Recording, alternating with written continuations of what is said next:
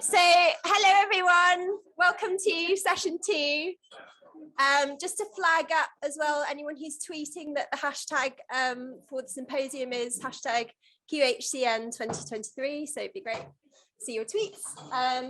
Throughout the rest of the day, we're going to be hearing from a number of different organisations who have been developing really exciting projects on queer heritage that we've been able to support by our funder, National Lottery Heritage Fund.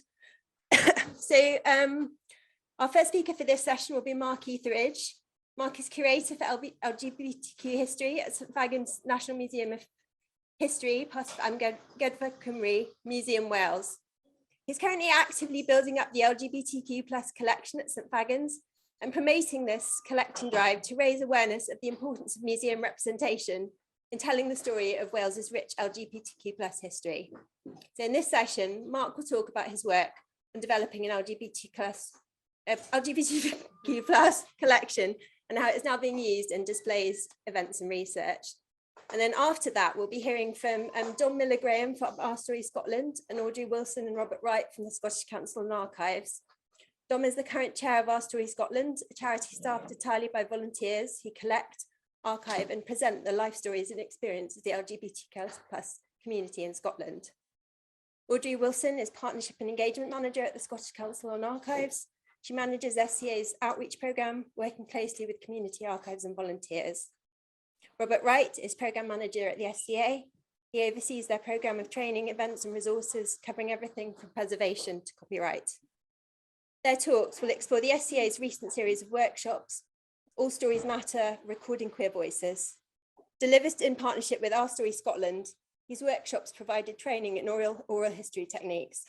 Dom, Audrey and Robert will be highlighting why oral history is such an important and immediate medium for archives and community groups. We'll introduce the vital work of OurStory Scotland in recording LGBTQ stories. Thank you. Okay, yeah, thank you very much. Hi there. So I'm Mark, and I'm the curator for LGBT history at St Fagans National Museum of History, which is in Cardiff, and part of one of Amgueddfa Cymru, Museum Wales's sites. So thank you very much for inviting me today to talk. And so I'm just going to tell you a little bit about how I've been developing the LGBT collection over the last few years, and how we're now starting to use that collection in events, displays, and in research.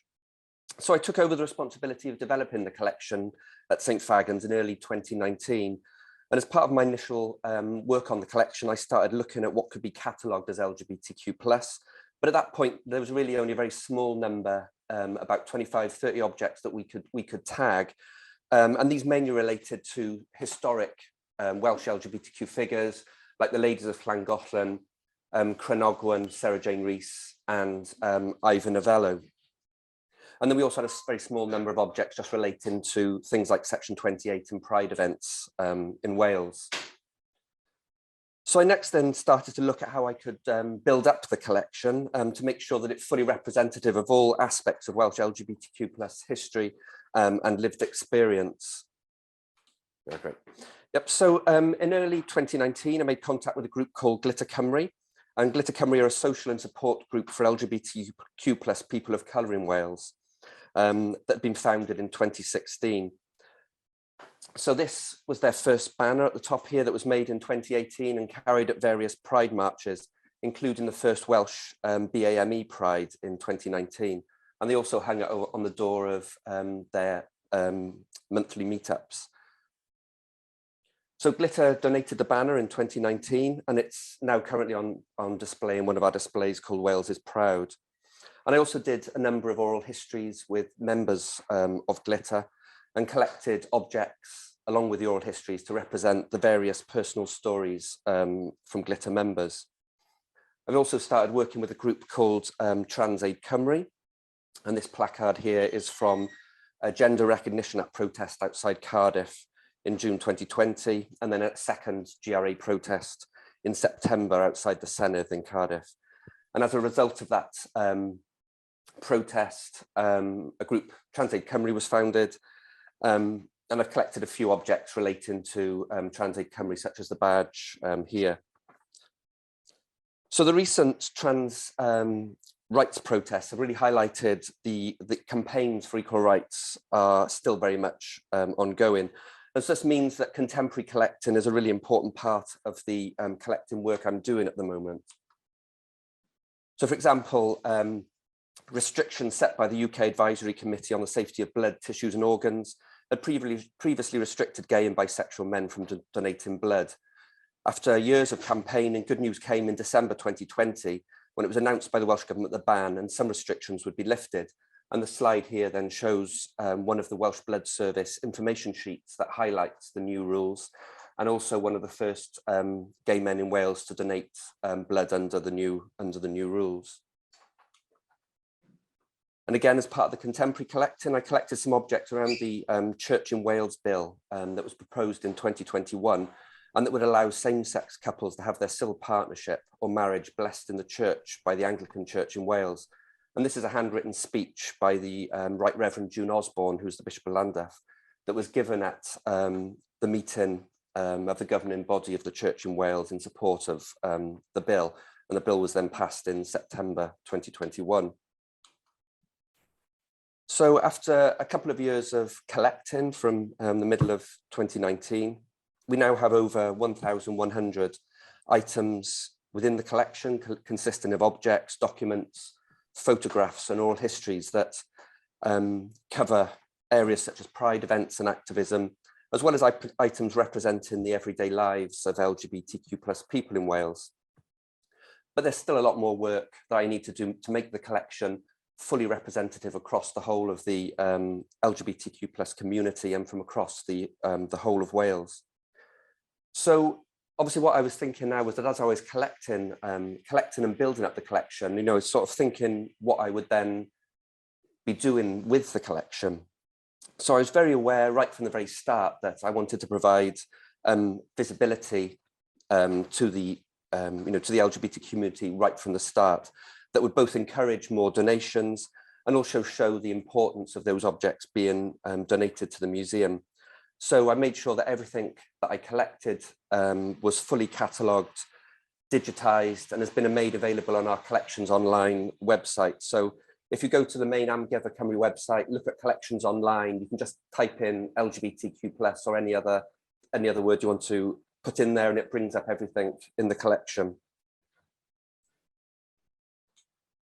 So I also wanted to make sure that some of the objects collected started to put it on display across the 7 museum sites of Amgueddfa Cymru.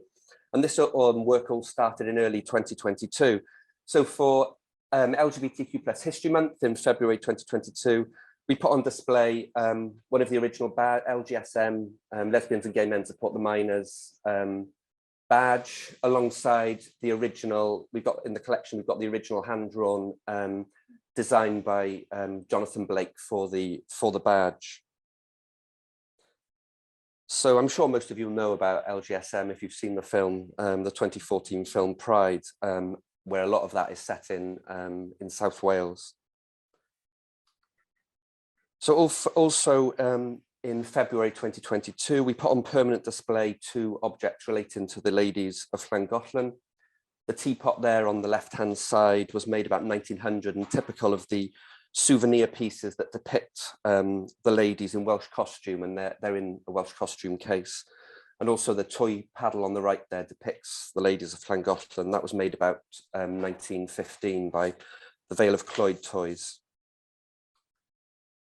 So in July last year, we opened the Wales's Proud display at St Fagans. So this is a temporary display that opens, as I said, in July 2022, and will be on until 9th of July this year. So the 50th anniversary, 2022 was the 50th anniversary of the first UK Pride in London. And so this display showcases some objects from the collection on the themes of protest and pride. The one case contains objects relating to Cardiff Gay Liberation Front, Section 28, and protest for trans rights. And then the second case on the right depicts, highlights a range of pride-related objects that happened in Wales from the first Pride in Wales in 1985 through to today, when there are pride events happening across the whole of Wales in small towns such as Hay-on-Wye and Llandrindod Wells, Bangor, Barry and all these sort of, showing the real difference, how things have changed from 1985 through to the present day. And then in between them then is the glitter banner I mentioned, and also the large banner there was used by a group called Cilch, which were a Welsh-speaking gay and lesbian society, and that was used to protest against Section 28 in Aberystwyth in 1991. So this is at one side of the Wales's gallery at St Fagans. At the other side of the Wales's gallery, we've got this display, Wales is Remembering Terence Higgins. And this opened on World AIDS Day 2022. Perhaps many people aren't aware that Terence Higgins was born in Pembrokeshire in Wales in 1945. And in 1982, he was one of the first people in the UK to die from AIDS. So this display commemorates the 40th anniversary of his death with this newly acquired portrait of Terry that was painted by the artist Nathan Wyburn for the 40th anniversary. And then alongside in the case there is a plaque. This plaque was dedicated in 1994 and placed with the AIDS memorial tree that was planted in the Gorsedd Gardens in just outside of the National Museum, Cardiff. And on World AIDS Day 2021, they rededicated the tree and a new plaque was placed by the tree. And the original plaque from 1994 was then donated to St Fagans. So the display has three sections: an introduction and reference then to Terry, one on the memorial tree and the importance of that in 1994, and then the third panel describing the situation in Wales today with groups like the Terence Higgins Trust Cymru and Fast Track Cardiff and Vale, and the work of the Welsh Government in looking at eliminating stigma around HIV/AIDS and new cases of HIV by 2030. And this display is also on until the 9th of July 2023. So as well as my work on developing and displaying the collections, some colleagues of mine have also been working on various LGBTQ+ related events and learning. So my colleague Kerrion runs a group called Traws Newid, and Traws Newid is a project for LGBTQ+ young people aged 16 to 25 that explores queer Welsh history and the lived experience of LGBTQ+ people living in Wales today. So during 2021 and 2022, the group worked on an exhibition called Traws Newid that ran from March to June 2022 at the National Waterfront Museum in Swansea.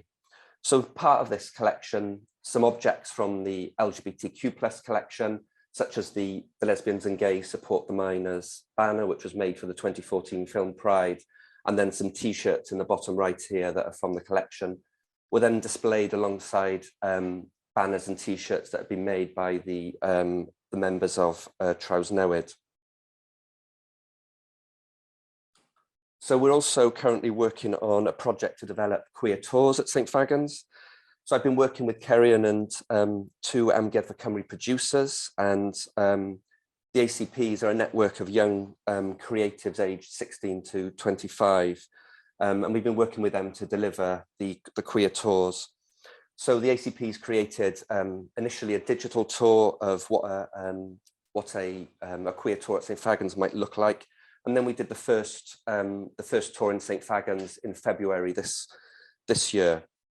So the tour not only looks at objects on display in the galleries, but it also goes out onto the exterior site at St Fagans to look at some of the recreated or the reconstructed houses to discuss LGBTQ+ history and experiences.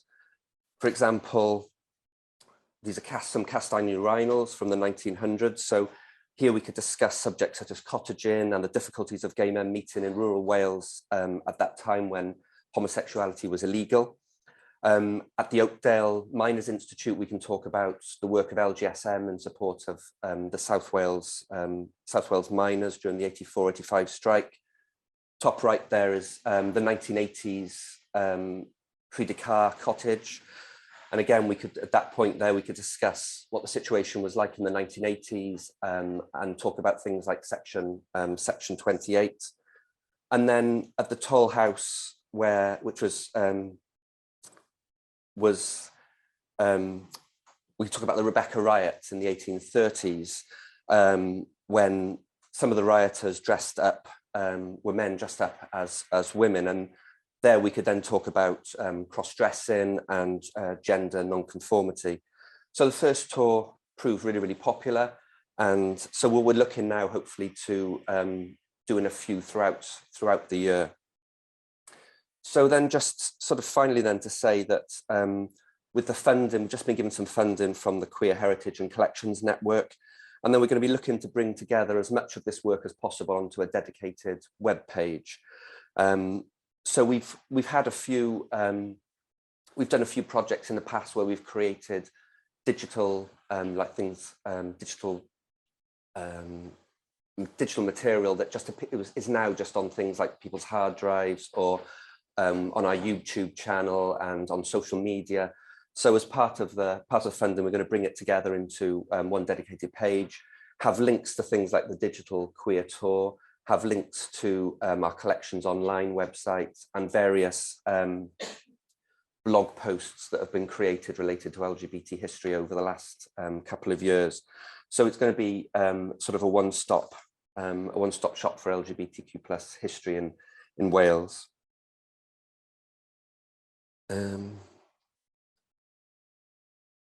Yeah, so I think as well as being good for us in Wales, I think hopefully that will also provide opportunities as a part of a wider network across the UK of highlighting LGBTQ+ history, and obviously then giving greater visibility to our community and to LGBTQ+ history.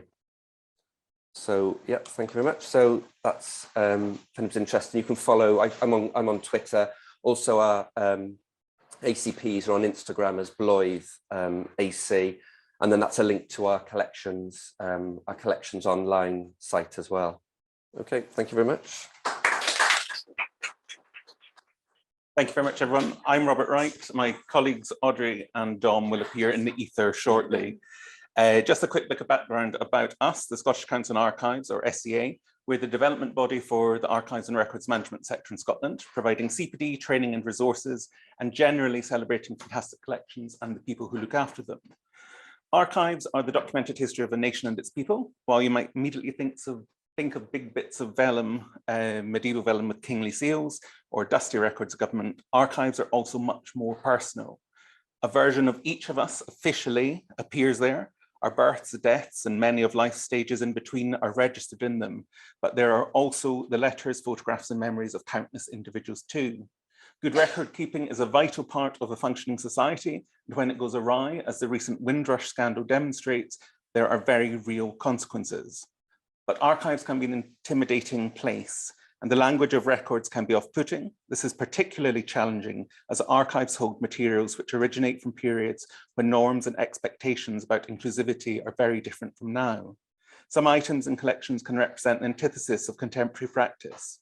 SCA are committed to ensuring that archives are open to all and support archive services in their work to remove barriers to participation. Last autumn, we launched a webinar series on inclusive practice in the archives, with speakers providing guidance and case studies on a range of topics to provide archivists with the tools needed to ensure services are welcoming to all. But it is also vital that communities tell their own stories. And SCA's work is also very much about empowering community and local heritage groups to tell their own stories. And we offer training and guidance on how they can do that. SCA, via my colleague Audrey, established the Community Archive and Heritage Group Scotland and curate a full programme that supports and celebrates the work of community collections. QHCN funding allowed us to build on our programmes and put together a series of workshops in partnership with the brilliant OurStory Scotland to ensure that the lived experience of Scotland's queer communities is fully part of the national story. Founded in 2002, OurStory Scotland is a charity who collect, archive and present the life stories of the LGBTQ+ community in Scotland, primarily through oral histories. I'll leave it to Dom to say a little bit more about the fantastic and varied work that they do. I would just like to take this opportunity to thank them and the wider organisation for the work and support that they have given us. We really could not have done it without them. The series of workshops we put together were designed for distinct audiences. The first was a webinar for archivists and heritage professionals given by Dom and Jane Valentine, one of the original founders of OurStory Scotland. This was a thoughtful, practical and fun session that was designed to give archivists the skill and confidence to work with queer groups on their own outreach projects.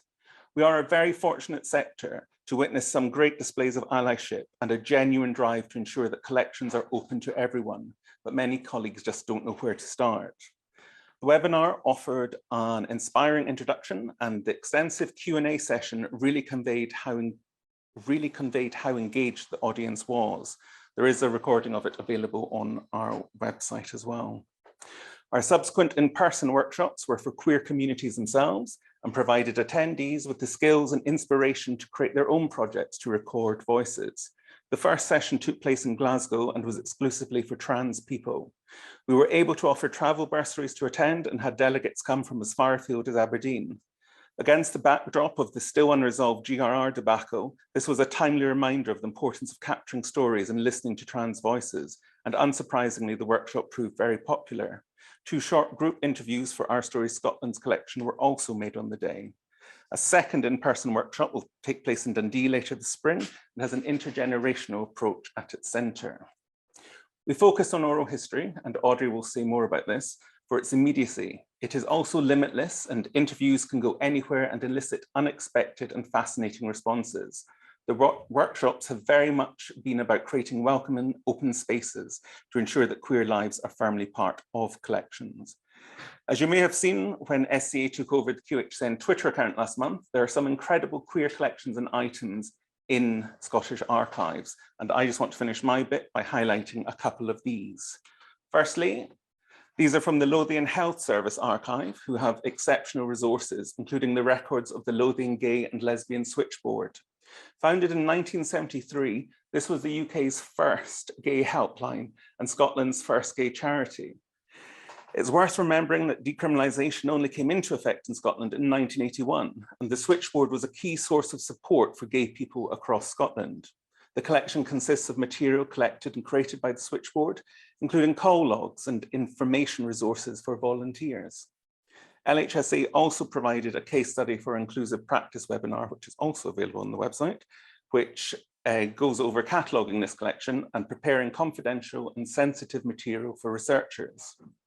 As you might expect, most queer archives are in collections in Scotland's central belt and urban areas, which is why it was so lovely to receive this photo from Tasglan na Éileann in Stornoway, the local authority collection of the Outer Hebrides. Taken in October 2018, it captures the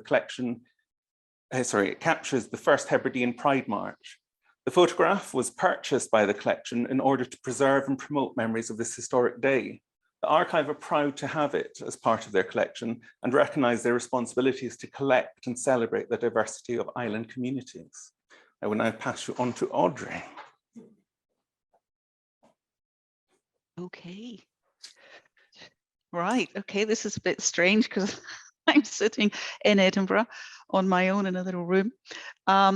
So I just want to follow on from what Robert has said, and he's told you about the Scottish Council and Archives.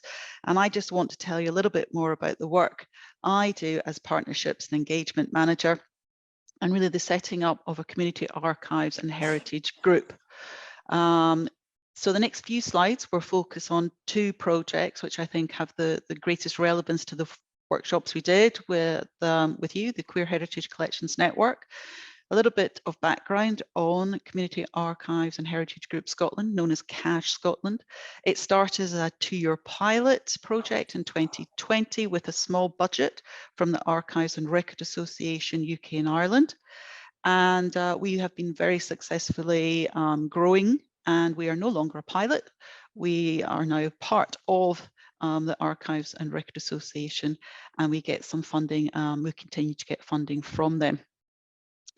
What I wanted to do maybe now is move on to my next slide, sorry, I have to say.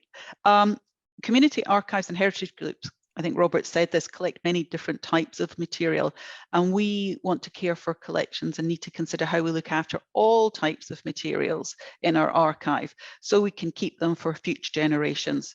And so my background is actually in paper conservation, and I'm very aware of the different storage environments that different materials require. So photographic collections prefer a cold and slightly lower relative humidity than a leather-bound book. Film and tapes are made from plastic. Some of them are really quite unstable and dangerous, such as cellulose nitrate.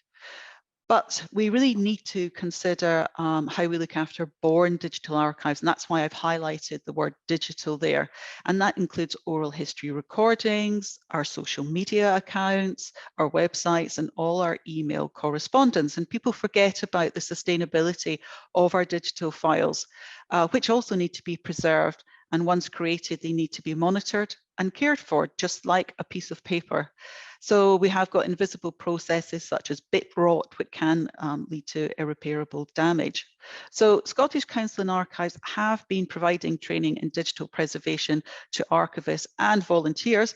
And the next two projects, oral history projects, do include training in editing and the sustainability of digital files.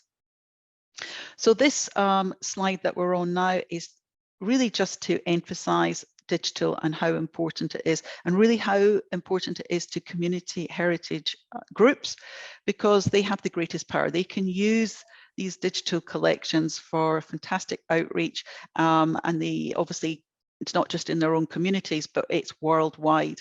And that's what we saw during COVID and lockdown, which leads me on to my next slide, which is our first oral history project. We did it in 2021, and we wanted to capture a moment in a very important period of our lives, COVID-19 and lockdown. And we had a summer intern for 6 weeks, and working with OurStory Scotland, working with the National Library of Scotland, Scotland Sounds, and the Western Isles Local Authority Archive, we were able to capture 20 people's stories on 9 different Hebridean islands. And we wanted to have a very much a cross-section of society, which was difficult in such a short period of time, but I think we did manage to do that. And it also included the story of Susan Erbida, who you can see is in the middle there, I think with her chickens. So Suzanne moved to the Isle of Lewis 5 years after living in London for 10 years. And she was very busy creating and implementing the first Stornoway Pride event, which attracted people from all over the Hebrides. And you saw a picture, Robert showed you a picture of it earlier on. So her interview follows Suzanne recalling the immediate success and overwhelming positive response of the local communities towards Stornoway's first Pride event, and the impressive rate at which it grew year on after year. But unfortunately, in 2020 and 2021, Stornoway Pride had to be cancelled, which Suzanne discusses along with the logistics of the event and the joy it has brought to so many people far and wide of Stornoway. She also speaks of her own personal lockdown experience on her croft and describes a mostly positive experience apart from the gyms being closed. Those recordings are now held on Tasglan Island. You can see the logo there, which is the Western Isles, a local authority archive. They are part of the official archive and catalogue, which means they will be cared for and they will be around for free for people to access in many years from now. And that's what's really important. It's not just about collecting the stories, it's making sure that people can actually access them in the future. So going on to my next slide, thank you very much. Voices the Hebridean Story was a huge success, and building on that success and the lessons learned from that pilot project, we decided to create a national focused oral history project called Voices, the Community Story. And the theme connecting everyone's story from across Scotland was migration. And it was highlighted as the most important topic via a survey we did with local authority archives. So we provided online training with experts from the Oral History Society. We did webinars, study days, archive visits. And one of the stories collected is from a young man called Bilal. And he is currently seeking asylum in Scotland for being persecuted as a gay man living in Syria. Bilal has suffered terrible mental and physical abuse, and his journey to Scotland has been traumatic. It is important we have the oral history recording of Bilal's experience in his own voice. However, we also need to protect Bilal, as some of his comments and actions mentioned in the recording could be used against him and affect his residency in the UK. So with discussion, including Bilal and his consent, we have agreed that Stirling Local Authority Archive would close the original unedited version of the recording for 30 years, but they will keep it and it will be available for everyone to access after 30 years. Bilal has been given the details of OurStory Scotland, who you'll hear from next, and he can meet up, and he's been offered a lot of support while living in Scotland. So coming on to my final slide, next step. So evaluation is really important in all the projects that we do, and that very much includes like a legacy document. And so part of the legacy of the Voices, the Community Story, was to set up 3 in-person workshops in different communities throughout Scotland, and we had them in Glasgow, Perth, and Inverness. And we didn't want to dictate what the theme was going to be, so we called it Gaps in the Archives, and it was really up to community heritage groups to decide what gaps they have in their archives, and for them to decide what oral history recordings they would want to have in their collections. And in Perth, we had a very good turnout from LGBTQ+ youth. And it's not people that we have worked with before. So we have had a follow-up meeting, and we very much hope to do some work with them in the future, something maybe around intergenerational project. But of course, we will be looking for funding on that as well. And that is really the end of my talk. Thanks very much. And I'm going to pass over to Dom. Hi everyone, my name is Dom Miller-Graham. I am the current chair of OurStory Scotland. I'm going to tell you a little bit more kind of what Robert's already touched on, and kind of cover what we did in History Month with the funding that we received. Like Robert said, we've been around since 2001. When someone asked at the Glasgow LGB Centre at that time, is anyone recording our stories? Because of Scotland's massive changes, been such a socially conservative country, and in a period of 25 years, massive legal changes to the point that we've got the AAA+ rating globally for legal protections. So from that time, that's kind of what's guided us. Who is collecting? Who is it? And if it's not, we are doing it basically all the time, constantly.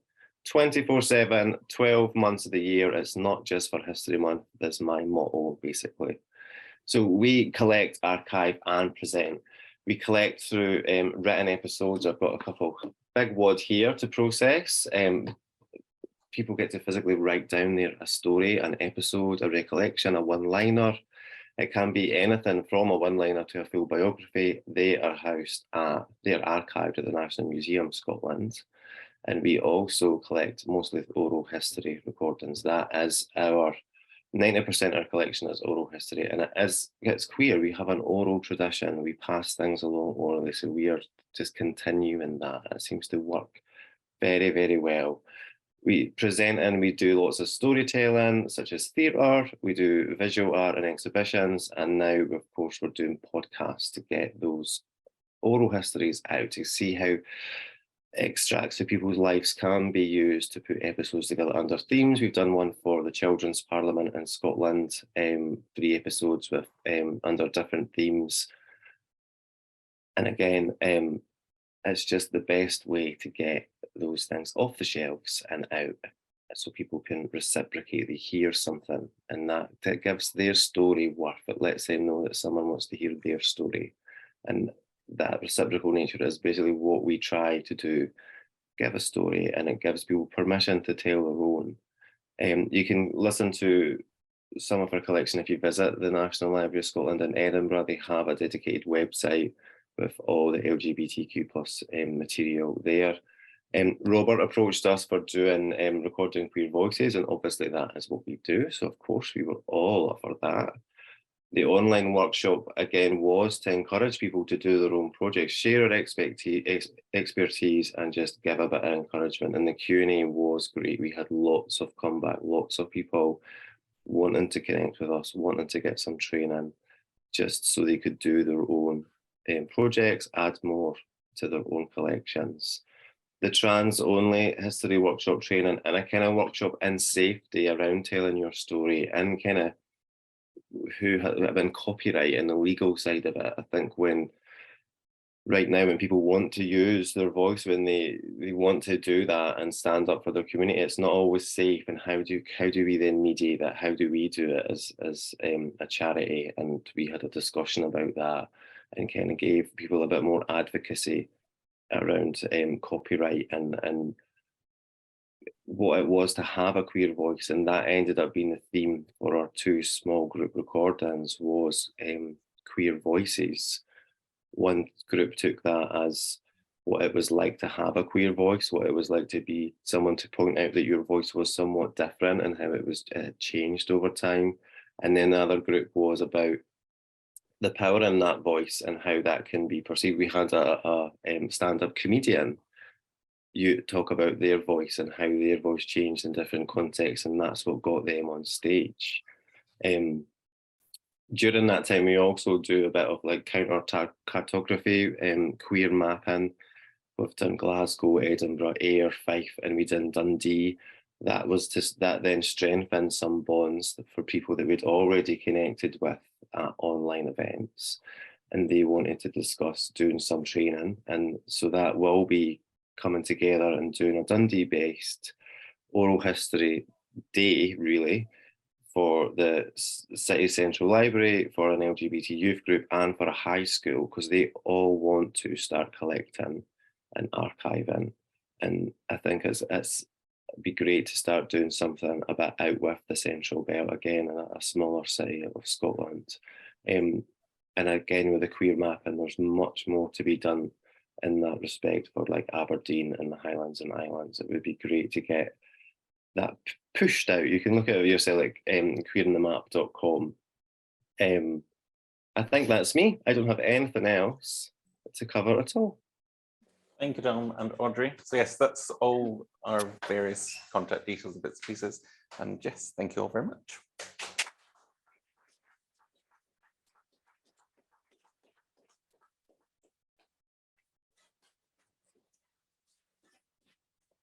Have we got no questions?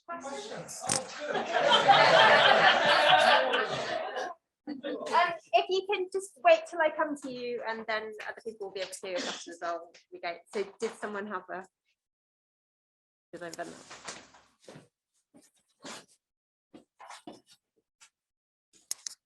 Yeah, thank you so much, all of you. Something I was really interested in, I think all of you are doing really important work in terms of like trans, like archiving trans history and also like showing trans history.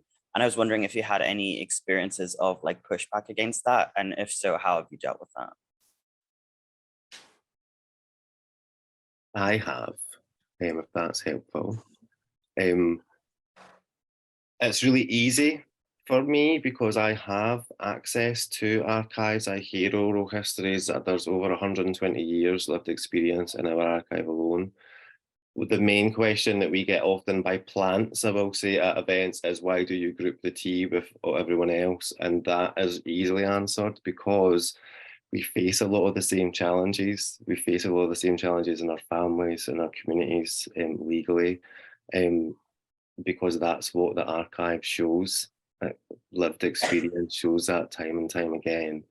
And it kind of, for me, it highlights an ignorance, and not just our community and wider community. Section 28 did a number on a generation where they were just believe that the whole load of people didn't exist. But some of us were lucky enough to then come into a community that gave us that education. Miss Cis Het Joe Blogs out there didn't get that education, so they're having this ignorance exploited. We're lucky enough to have access to the history that can prove time and time again that the themes of stigma, of being rejected from our families, having to create our own families, the physicality of our existence and being really important, bodily autonomy. All these things get repeated time and time again in our archives from someone from 1900s, from someone from 2023. So that's how I respond to pushback. I'm non-binary. We have lots and lots of gender non-conforming volunteers and trustees. So in a way, I'm a bit extra in that respect, where I have to think of the safety of my volunteers. So I have pulled people up at events about their Twitter antics and what they are to you, who they support, and respect for working for us. I know that my volunteers really respect that and know that they're safe in that respect. So people know not to come and push at us, because we will push back. I think that's the main thing to keep in mind, is that if you will push back and not just capitulate, you won't get this stuff time and time again. Hope that's helpful.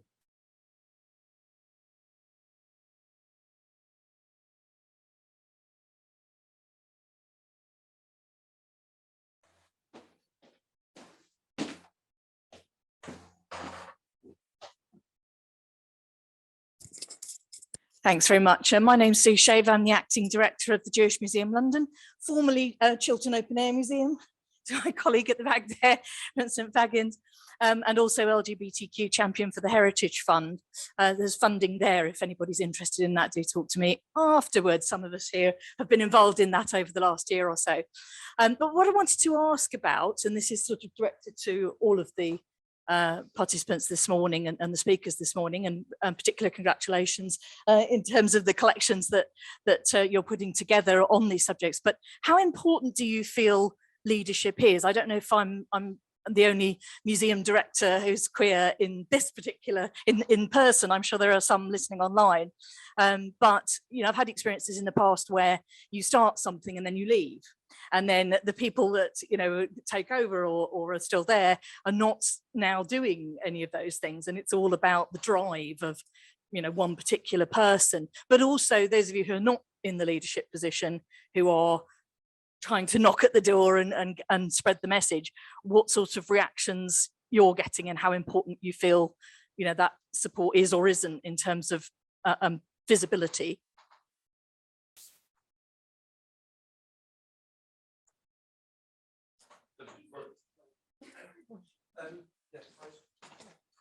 I was just going to say that I think what you said there was like really important, is the fact that it shouldn't be down to an individual person's drive. And I think you know it is important. I'm quite lucky in that you know my line managers have been very supportive of the work I'm doing, and I would hope that if I was to leave, that that wouldn't just be the end to it. And I think that is the importance, that it isn't just left down to individuals, and that it is formulated within institutions, sort of plans going forward, because otherwise it could, you know, my work started in 2019, and that was partly down to me sort of pushing to do that. But hopefully now, once the momentum's going, that it wouldn't be. I hope it wouldn't stop if I was to leave. I was just going to add that yes, sorry, thank you. But yes, absolutely. Very often it is the individual that does drive it. And I think that for us as a sort of professional body, we provide resources and sort of guidance so that it can be replicated. Budgets are obviously getting tighter and tighter in what they can do. So if there's free resources as we offer, that it doesn't matter if that person goes, they will then be transferable elsewhere. And there is a core of sort of resources that people can replicate.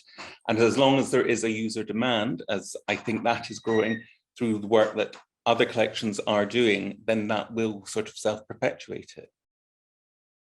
We've got Audrey as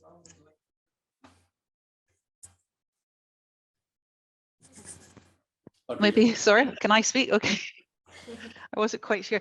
What I wanted to say, and it was sort of in response to the whole thing about leadership, is when setting up the Community Archive Heritage Group in Scotland, it was very important that on that committee, we had representatives from all different groups, and then that does actually include OurStory Scotland, so it doesn't rely on just one person pushing it forward.